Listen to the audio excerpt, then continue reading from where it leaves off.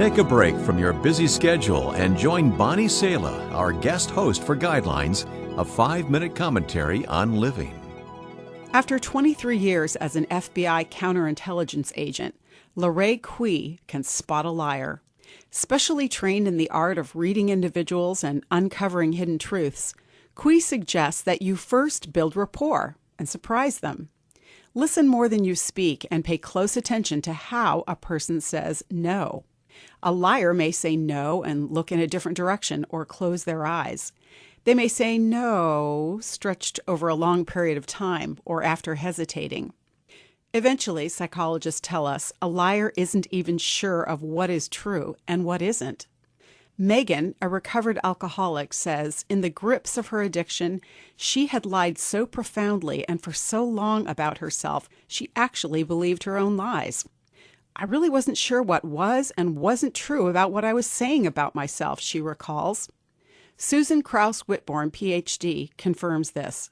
By telling lie after lie, we eventually can suffer from building a false version of reality that increasingly distances us from our real selves.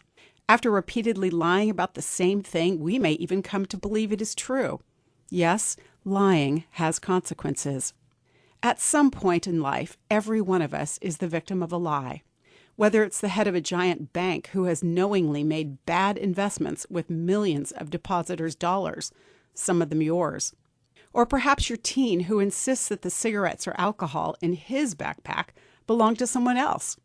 Or the life-shattering experience of realizing you've been betrayed by the one who promised to be true to you and only you for life. The Bible is simple and clear on the subject.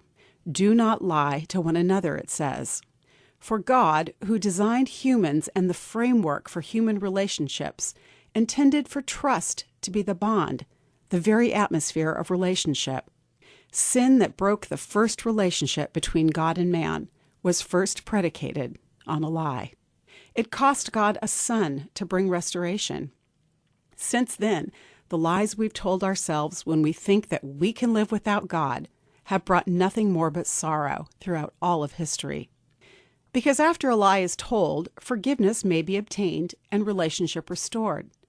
But sometimes, like a fine-cut crystal vase that's dashed to the ground and shattered into 1,000 pieces, human relationships may never be the same. Jesus said that lies come from Satan. Deceit was always in his playbook. In a conversation with the religious leaders of his day who were hypocrites, Jesus said that they were liars, descendants of Satan, who is not only a liar, but the father of all lies. In the book of Revelation, John the Apostle says, liars will be cast into the lake of fire, bringing eternal judgment and condemnation. And do you recall the story from the New Testament church? Ananias and Sapphira lied about the sale of a piece of property. God was so incensed that he struck them dead and they were buried. Yes, God takes a very dim view of dishonesty.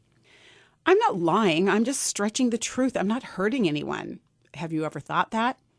You're lying when you tell yourself that. Let what you say be simply yes or no. Anything more than this comes from evil, Jesus taught. You can tell the truth all of the time and enjoy the joy and peace of honest, genuine relationship with God and in your relationship with others. Dishonesty and deceit are habit patterns which are learned, and by the grace of God, they can be unlearned. You can tell the truth, and in learning to tell the truth, you will become a different person and experience the life and relationships God has for you.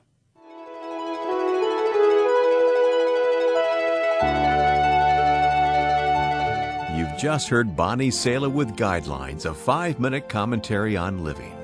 If you would like to listen to the program again, download a copy, subscribe to our e-commentary, or view other resources, visit guidelines.org. We would like to hear from you too. You can email us at info@guidelines.org. That's info@guidelines.org. Thanks for listening, and we invite you to join us again for the next edition of Guidelines.